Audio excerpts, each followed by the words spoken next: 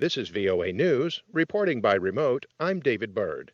U.S. President Donald Trump said Friday that he expects to see parts of the country reopening in the coming weeks amid the coronavirus outbreak. I think certain states are going to come online, and they're going to start the early stages of the puzzle that we're putting together. Vice President Mike Pence said that some states have enough test kits in supply to begin moving to phase one of the plan that the White House outlined on Thursday.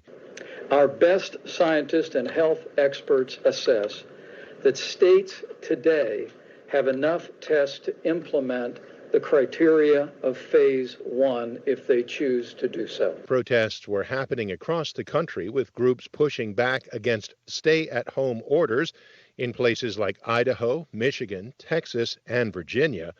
Earlier Friday, the president appeared to support those protests, saying in a series of tweets, "Liberate Minnesota, liberate Michigan, liberate Virginia."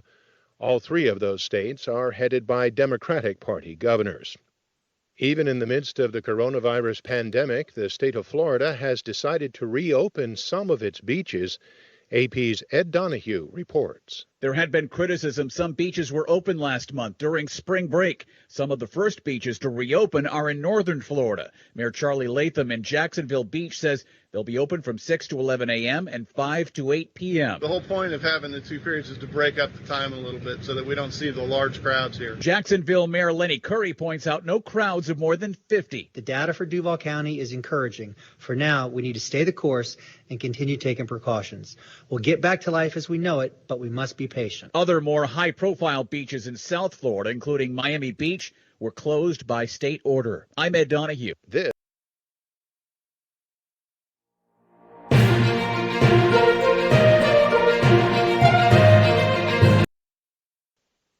Germany's health minister said Friday the COVID-19 outbreak in his country has become manageable because the number of patients who have recovered from the virus is greater than the number that are newly infected. Speaking at a news briefing in Berlin, Health Minister Jens Spahn said compared to other nations, Germany is doing well. He said that fact makes them humble, not exuberant. Bewältigung der Corona-Epidemie schneidet Deutschland im internationalen Vergleich. Spahn says that Germany has carried out more than 1.7 million coronavirus tests, and he and other health experts credit that for their ability to manage the outbreak.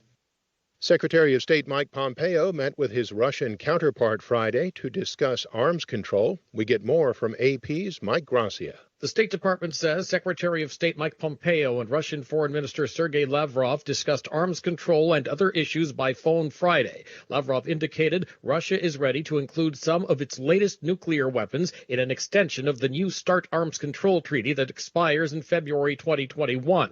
Russian President Vladimir Putin has offered to extend the treaty, but President Donald Trump wants a trilateral arms control agreement that would include China along with the U.S. and Russia. Moscow has described that goal as unrealistic. Mike Gracia, Washington. China's economy has shrunk for the first time in almost 3 decades since records began, thanks to paralyzed production and spending in the world's second largest economy. Reuters' Gloria So reports. The slowdown is heaping pressure on Chinese authorities to do more to stop mounting job losses. At a press conference on Friday, Chinese official Mao Shengyong told reporters that China's economic performance in the second quarter is expected to be much better than the first. There was clearly an improvement in March compared with January and February. This is a basic observation, and the progressive momentum in March should be able to continue, especially as we speed up the planning and promotion of the return-to-work policies. And as more vigorous policies continue to be introduced, I believe the second quarter will perform better. However, the economic standstill has taken its toll on domestic consumption, which had been the biggest driver in China's economic growth. And as incomes slow and much of the rest of the world falls into recession, some analysts worry the economic decline will continue. That's Reuters' Gloria So. On Wall Street, U.S. stocks rose and posted gains for the week, helped by a surge in Boeing shares and President Trump's plan to reopen the economy. The Dow Jones Industrials added 3%. The S&P 500 was up by 2.7%. The Nasdaq gained 1.4%.